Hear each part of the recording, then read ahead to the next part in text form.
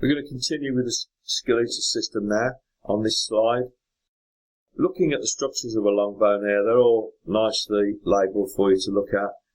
These things you're going to need to learn really. There's only one way of doing that, and that is just to look at the manual, remember the words and remember exactly what they mean. These are going to come up in your level 2 anatomy and physiology exam.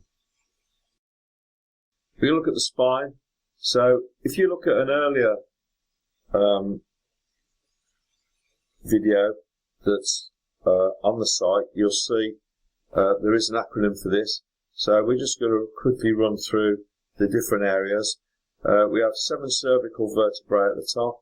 We have 12 thoracic in the middle, 5 lumbar towards the lower back, and then we have 5 sacrum and 5 coccyx fused vertebrae at the bottom where the toe used to be.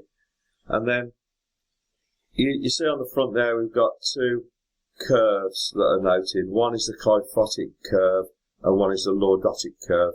These are 2 functional things that can affect the way you stand or affect your posture.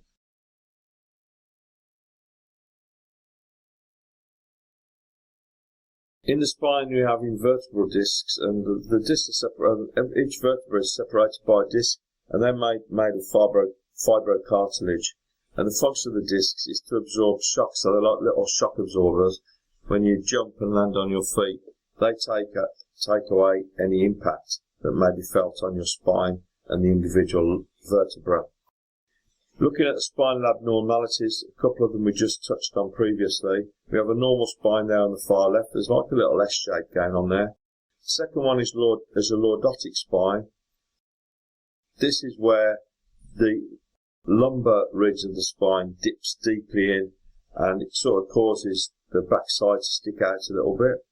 The third one is a kyphotic abnormality, or kyphosis. This is where the top part of the spine is bent over. Often old people develop this as they get older. They tend to stoop a little bit more. You often see really tall people with this thing as well. And then we have the final one, scoliosis. If you look from the back of the person or from their posterior, you'll see an S shape going through the spine.